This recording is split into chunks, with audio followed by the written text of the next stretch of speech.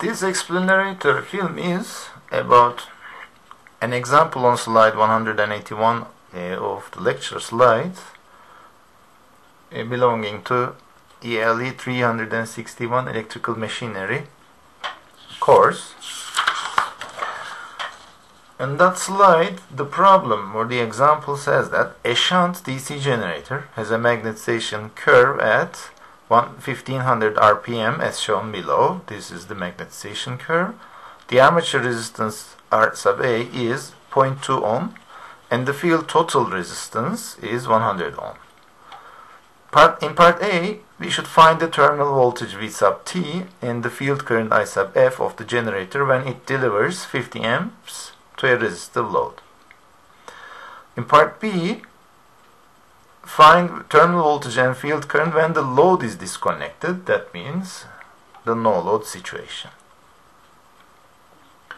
So field currents half amperes and 100 volts of induced voltage, and field current 2 amperes and 200 volts induced voltage are the values picked up from this magnetization curve.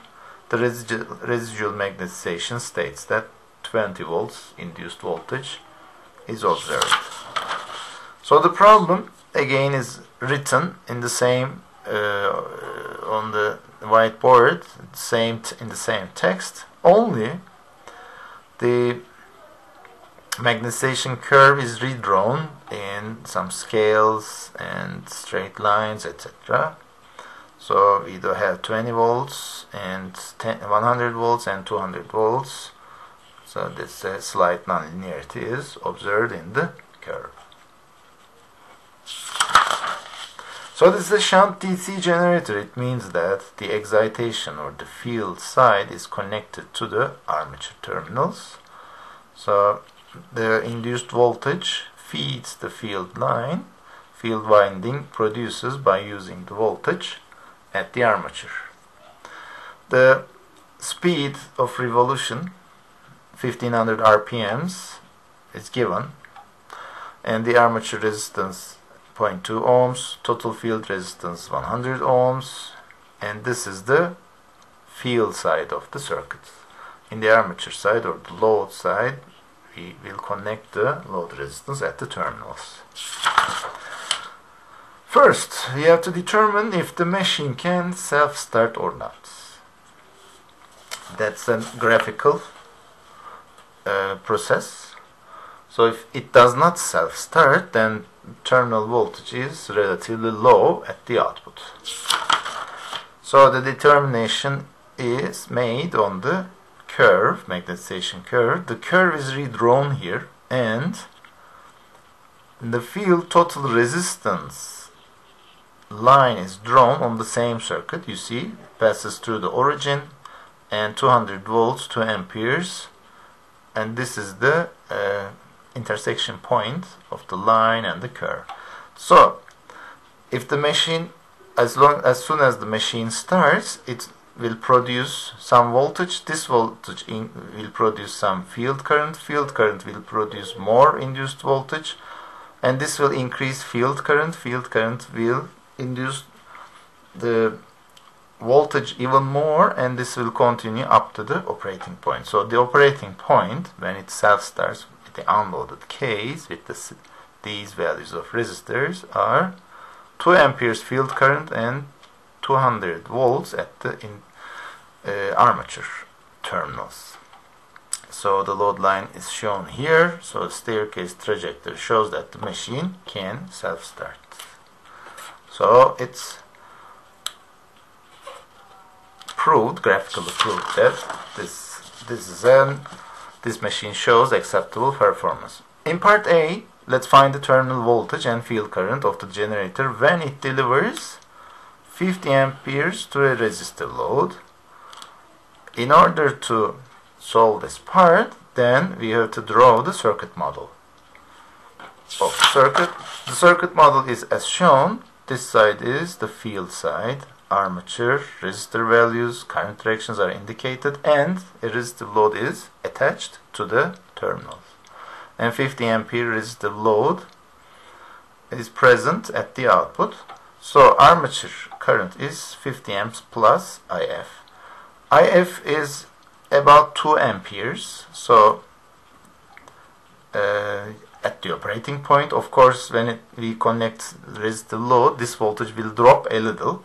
So you may assume 52 amps, or you may totally neglect IF. It depends on the solution. So terminal voltage is induced voltage minus that voltage drop across the armature resistance. So let's insert known quantities.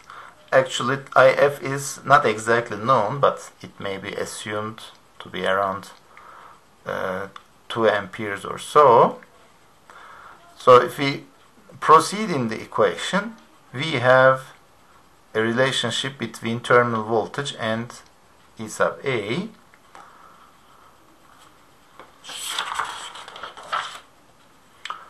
So in this equation, this is a quite low value, so this terminal voltage is around 10 volts less than the induced voltage at the armature terminals. From the characteristics, if we have E sub A 200 volts and I have 2 amperes, when we load this machine by 50 amp resistor, IA is roughly equal to 52 amps. For this, if we accept this solution, which is not exactly true, but very small mistake we make, the terminal voltage becomes 189.6 volts. Okay, so if we assume EA is 200, so EA is 200 volts and IA is 52 amps, VT is 189.6, IF is around 1.9, EA is 196 volts or so. So exact operating point is very close to the first initial assumption of 200 volts and 2 amperes. So this is the no load operating point. When we load this machine, this slightly drops to a new value of terminal voltage 187 volts and field current of 187 amps. So here is 187 volts. In part B of the question, find the same voltage and field current when the load is disconnected. So IL is 0. Again, let's remember our model. If we remove this side, we open circuit the terminals, and we only end up with the field circuit. So EA will be high, and IF will be very close to 2 amperes. Okay, so when the load is disconnected, EA slightly increases and IF as well, but not too much. It's very close to 2 amperes. How did we find there's a voltage drop here when we multiply it with 51.87 times 0.2? It was 10.4 volts previously. This time, this is only this much, so the terminal and induced voltage are roughly the same. Okay, the voltage drop here is negligible.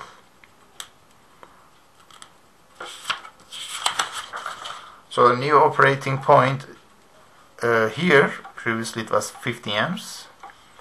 Okay.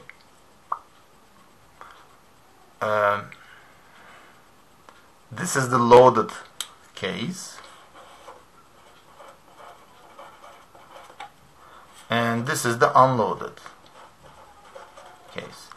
Of course, these values may have some graphical reading errors, so we may expect to change 1 or 2% in the actual readings. So this concludes solution of the slide given in the lecture slide sets.